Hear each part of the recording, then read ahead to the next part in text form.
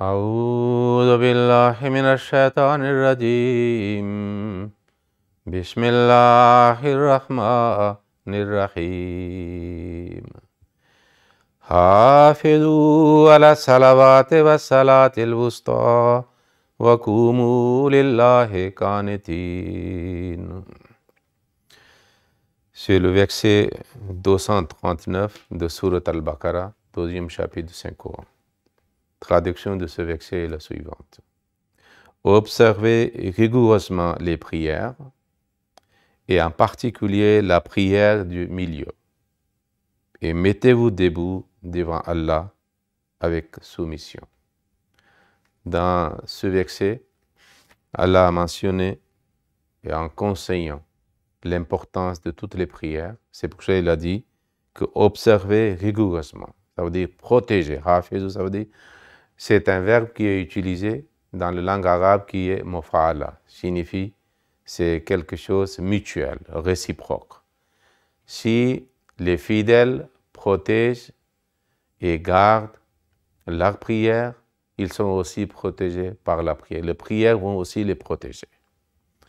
Et il y aura une sécurité comme un fruit de cette prière si les fidèles régulièrement observent la prière. Et Dieu a mentionné particulièrement ici quelque chose, wa salat el-wusta, que la prière du milieu. Alors il y a certains qui disent, comme il y a les 5 prières, alors la prière du milieu c'est le asr, 2 prières avant et 2 prières après. En réalité, wusta signifie aussi le meilleur. Quelle prière peut être meilleure? La prière qui est difficile à observer. Peut-être que quelqu'un a le sommeil, quelqu'un est trop fatigué, quelqu'un est occupé dans son travail, et puis il est obligé de faire sacrifice de certaines choses, certains moyens de son business, de son commerce, de son travail, de son sommeil. Alors, malgré cela, il le fait. Donc, cette prière pour laquelle il a fait beaucoup plus de sacrifices par rapport aux autres, cette prière devient le meilleur. C'est ça le wusta, qui vient dans une activité que vous préférez. Donc ainsi, cette prière aussi vous porte, c'est-à-dire vous accorde et octroie la récompense plus que les prières ordinaires. Celui qui n'a pas de travail, il fait les 5 prières, même dans la mosquée. Mais il y a une autre personne qui, du matin jusqu'au soir, fait le travail. Mais il ferme son travail, ferme son boutique et puis il vient dans la mosquée où il fait la prière dans sa boutique. Donc cette prière, c'est-à-dire pour accorder beaucoup plus de récompenses parce qu'il a fait des sacrifices. C'est aussi un des moyens que nous pouvons améliorer la qualité de notre salade. C'est pour cela aujourd'hui, dans le dars pour le Ramadan, je vais parler de comment nous pouvons améliorer la qualité de salade. Nous observons qu'un grand nombre de gens qui font la salade, qui sont très réguliers, mais ils restent statiques en ce qui concerne la qualité de la prière. Il n'y a pas une amélioration, il n'y a pas un développement. Des fois, il y a c'est-à-dire les gens depuis 50 ans qu'ils font la prière, ils restent dans le même état de moralité et de spiritualité. Ils ne reçoivent pas de fruits. Ça devient quelque chose de traditionnel, habituel. Ils font les prières comme, c'est-à-dire super OK, sans comprendre, parce que si nous ne comprenons pas ce que nous disons, alors il n'y aura pas amélioration dans la qualité. Donc aujourd'hui, nous allons voir comment nous pouvons améliorer la qualité de notre salade. C'est très important. Il faut savoir que le mot salade a une signification, une nuance de brûlure, de chaleur, ardeur. Parce que ce mot est utilisé quand quelqu'un entre dans le feu. Donc cela signifie que la salade devient salade lorsque quelqu'un fait la prière avec ardeur, avec une chaleur, une énergie, dans laquelle, c'est-à-dire il y a une animation. Et nous trouvons que dans le hadith que le saint prophète sallam, lorsqu'il faisait des prières, il faisait des supplications, on entendait, c'est-à-dire un bruit, comme quelque chose est en train d'être cuit dans la marmite. Donc cela montre qu'il y a des pleurs, il y a des sanglots, il y a des larmes les yeux versent les larmes. Alors, cela devient le salat. Donc, ainsi, nous pouvons voir, en suivant l'exemple de Saint Prophète sallallahu alayhi wa sallam, que lorsque nous prions, il y a une ardeur, il y a une chaleur, il y a une animation. C'est pour cela le mot, pour observer le salat, le mot ikamat est utilisé. Parce que le mot ikamat signifie beaucoup de choses. Lorsque ce mot est utilisé, c'est-à-dire avec différents éléments. Par exemple, si ce mot est utilisé pour le marché, cela signifie que le marché était bien animé. Il y a beaucoup de gens qui viennent pour acheter, pour vendre des choses. Il y a un bruit, il y a une animation, il y a une vie. Et kama signifie aussi quand quelque chose tombe, mais vous le redressez, vous le tenez debout. Quand nous oublions dans la prière, nous ne sommes pas concentrés et en ce qui concerne notre esprit, nous sommes ailleurs, même physiquement dans la mosquée ou sur le tapis de prière, mais nous pensons des autres choses. Donc, c'est-à-dire que nous ne sommes pas dans la prière. Notre prière n'est pas comme ikamat et salat. Donc, en vigilance, concentration, et puis toujours ce que nous disons, nous comprenons le même temps. Cette prière devient salat et aussi entre dans la catégorie de ikamat et salat. Et il y a une autre chose qui est très essentielle, parce que nous pouvons améliorer la qualité de notre salat, tout d'abord en commençant quoi? En faisant une ablution. Ablution, c'est très nécessaire. Alors, il y a une autre chose aussi. Ce que nous faisons pour la prière, même si c'est la préparation ou quand nous faisons c'est-à-dire des sunnat ou des nafal, nous devons garder dans notre esprit que nous sommes en train de nous préparer pour la salat. Parce que c'est la nature humaine. Que quand nous faisons quelque chose et en même temps nous réfléchissons, nous pensons, nous vivons ces moments, cet acte deviendra beaucoup plus, c'est-à-dire beaucoup plus bénéfique et beaucoup plus utile.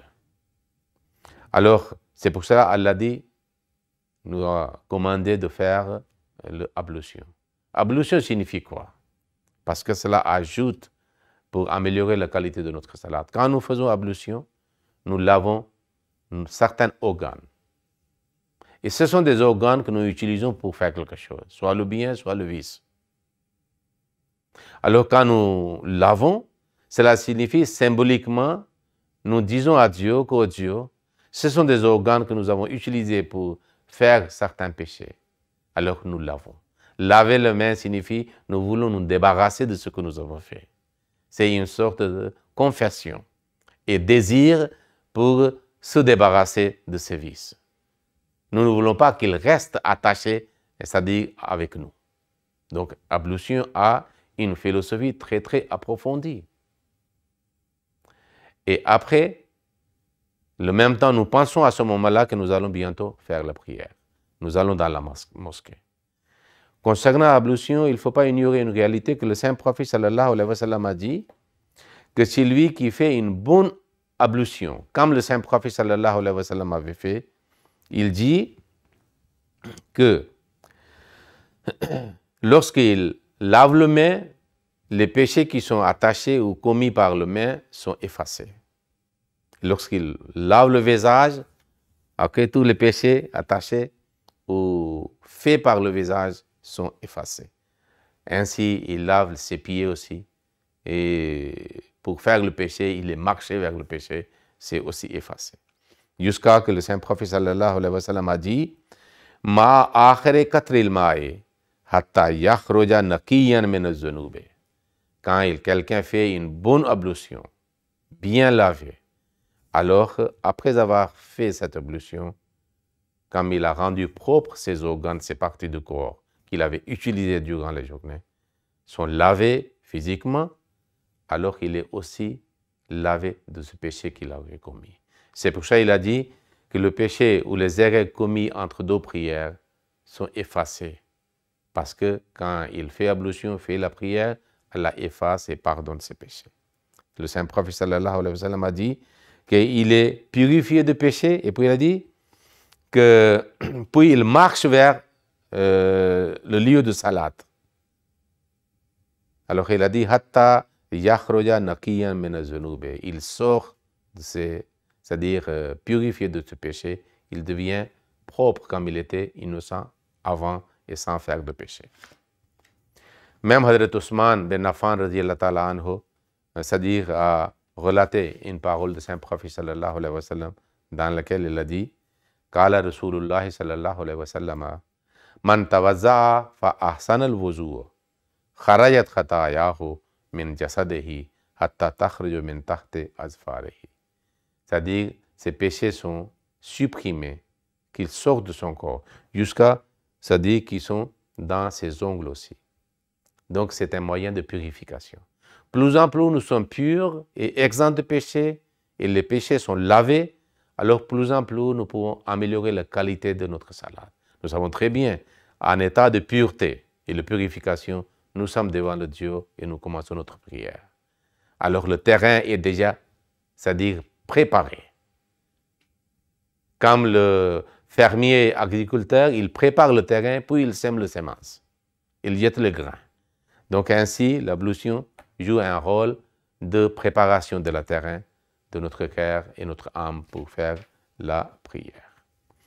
Alors puis le saint prophète sallallahu alayhi wa sallam a dit que lorsque le fidèle marche vers la prière, à chaque, c'est-à-dire pas avec lequel il avance vers la mosquée, Allah note un bien pour lui et il supprime un vice, un péché de cette personne. Ainsi, plus en plus, il est purifié. Ses péchés sont lavés. Il devient plus en plus innocent. Et puis, il entre dans la mosquée. Quand il entre dans la mosquée, nous savons que le saint prophète sallallahu alayhi wa sallam a dit que celui qui est venu dans la mosquée, si l'imam n'a pas commencé la prière, nous sommes conseillés de faire le zikr, différentes prières. De nawafil, nous pouvons faire 2 nafal, ou s'il y a le sunnat à faire avant le farz, nous le faisons. Alors il a dit, il reste en attente que l'imam commence la prière, il est dans l'état de la prière, comme il est dans la prière. Quel moment bénéfique que nous sommes logiquement dans l'ambiance de la prière, même si nous sommes en train d'attendre que l'imam commence la prière. Et puis, après la prière, maintenant, quand nous sommes dans la prière, nous pouvons améliorer la qualité de notre salat si nous avons déjà appris la signification de chaque mot que nous prononçons. Quand il y a les attributs de Dieu qui sont mentionnés, nous avons une réflexion. Que signifie Rabbul Alamin? Que signifie Ar-Rahman? Qui signifie Ar-Rahim? Qui signifie Malik? Ainsi, nous allons être beaucoup plus concentrés. Puis, dans le recours aussi, quand on dit Subhana Rabbi al-Azim, on dit Subhana, c'est Allah qui est pur. Et moi, je voulais établir la relation avec Dieu. Je voulais avoir sa proximité. Comment je peux avoir si je suis sale et lui, il est la pureté absolue? Donc, je dois me purifier aussi. Ainsi, l'homme demande à Dieu que vous êtes Subhan, ok, purifiez moi aussi, que je sois proche de vous. Et puis, il dit Rabbi, vous êtes mon Seigneur. Cela signifie que lui, il est notre Seigneur. Mais nous devons aussi essayer de devenir ses serviteurs. Pourquoi pas demander à Dieu, faites-moi votre abd, votre esclave, votre serviteur. Alors que c'est ainsi qu'à chaque mot que nous prononçons, nous réfléchissons quelque chose. Nous analysons, évaluons notre état et en voyant les attributs de Dieu. Et ainsi, l'homme essayera d'inculquer en lui les attributs de Dieu. Et puis, ainsi, il deviendra plus proche de Dieu. Donc, ça deviendra un très bon exercice dans le recours, dans le sujoud. Et puis, le Messie premier dit que dans le recours et le sujoud, après le tasbihat, nous pouvons faire des supplications dans notre langue maternelle. Parce que nous pouvons mieux exprimer nos sentiments, nos douleurs, nos chagrins et nos besoins pour attirer sa grâce et sa clémence. Il y a un autre point très essentiel. Les gens font la prière et après la prière, ils ne sentent rien. Malgré que la prière est un moyen pour rencontrer avec Dieu. Et nous savons très bien que si 2 choses se rencontrent, s'attachent, il y a un changement dans toutes les deux choses. Vous voyez, nous greffons des choses, des branches, des fleurs ou des fruits. Donc, il y a réception des effets mutuellement. Quand nous jetons quelque chose dans l'eau, par exemple le sucre, l'eau devient sucrée. Ou sale, elle devient du sel et devient salé. Donc, c'est ainsi que si nous rencontrons notre Dieu, comment c'est possible si cette rencontre est sincère de notre part? Nous n'avons pas des empreintes ou influences ou impacts ou la couleur de Dieu à notre être, à notre âme. Il est impossible. Seulement si nous sommes bien agrafés, si nous sommes bien, c'est-à-dire collés avec Dieu, nous voulons. Ainsi, il y aura un délice. Le Messie premier salam a présenté un cas. Il a dit, toutes les choses que Dieu a créées, il y a un plaisir lorsque nous utilisons, nous consommons. Par exemple, quand nous mangeons quelque chose, c'est seulement pas pour remplir notre ventre, mais il y a délice aussi. Il y a un plaisir lorsque nous mangeons. Quand nous entendons une belle voix, il y a un plaisir. Quand les oiseaux chantent, quand nous écoutons, il y a un plaisir. Comment c'est possible que c'est-à-dire dans la prière, quelqu'un prie, il n'y a pas un plaisir pour lui? Il a dit, il y a certainement un plaisir. Ce plaisir est beaucoup plus intense par rapport à tous les plaisirs charnels. Mais seulement, comme si quelqu'un ne peut pas avoir le plaisir de repas lorsqu'il mange, même si le repas est délicieux, ça veut dire qu'il est malade. Il y a un problème quelconque. Et si il est soigné, il va commencer à avoir le plaisir et le délice dans le repas. C'est la même chose. Ça veut dire qu'il y a quelque chose, une poison quelconque, qui ne nous laisse pas apprécier ce plaisir et ce délice. Nous devons soigner spirituellement. Et c'est quoi? Que nous n'arrêtons pas la prière. Nous continuons et nous demandons à Dieu. Oh Dieu, accorde-nous les délices et le plaisir de prière que nous prions. Une fois que quelqu'un arrive à apprécier, il a une expérience de plaisir dans la prière, il n'allait jamais oublier ce moment. Et puis, il aura une avidité, un désir ardent, une ardeur qu'il vit beaucoup plus de temps dans ce plaisir, dans cette ambiance. Et à ce moment-là, la prière deviendra comme sa nourriture, l'eau sans laquelle il ne peut pas vivre. C'est tel état que l'islam vaut. C'est pour ça que le Saint-Prophète sallallahu alayhi wa sallam avait dit que la joie de mes yeux se trouve dans la prière. Alors, puis quand deux êtres rencontrent, il y a un troisième qui est né. Et quelque chose de nouvel qui est né, qui se produit. Cela signifie que lorsque nous prions Dieu, nous faisons la salat, nous rencontrons notre Dieu. À la suite de cette rencontre, nous devons avoir un nouveau être, une nouvelle personne. Nous ne devons pas être le même qui était avant la prière. Certainement, après la rencontre avec notre bien-aimé, ou un roi quelconque, ou un chef quelconque, nous sommes beaucoup plus enrichis à la suite. Mais dans la prière, si nous restons dans le même état, cela signifie que nous n'avons pas fait la prière de façon qu'Allah nous demande de le faire. Donc, nous devons essayer de corriger notre façon de prière. Nous devons essayer d'améliorer la qualité de notre concentration dans la prière. Nous devons améliorer la compréhension des mots que nous prononçons dans la prière. C'est pour cela que la prière deviendra le salat prescrit par Dieu lorsque nous suivrons ces moments. À la fin, je vous citerai, c'est-à-dire quelques paroles de Messie promis, alayhi salam. Il dit, qu'est-ce la salat? C'est une supplication qu'on adresse à Dieu avec humilité, tout en proclamant sa gloire, en chantant ses louanges, en exaltant sa sainteté, en implorant son pardon et en lui demandant d'envoyer ses bénédictions et sa grâce sur le Saint-Prophète sallallahu alayhi wa sallam. Au cours de la salat, ne vous limitez pas à vos prières prescrites en arabe seulement, comme le font les gens non avisés. La salat et la demande de pardon ne sont que de routinières, loin de la réalité qui y est inhérente.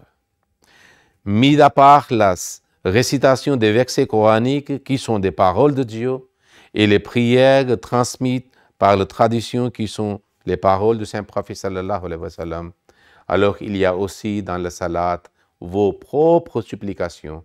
Adressez celles-ci à Dieu dans votre propre langue vernaculaire, avec humilité et soumission, afin que cette impuissance et ces requêtes puissent attendrir et y faire participer vos cœurs. Que nous puissions faire la prière que Allah nous a demandé, qui peut changer notre état.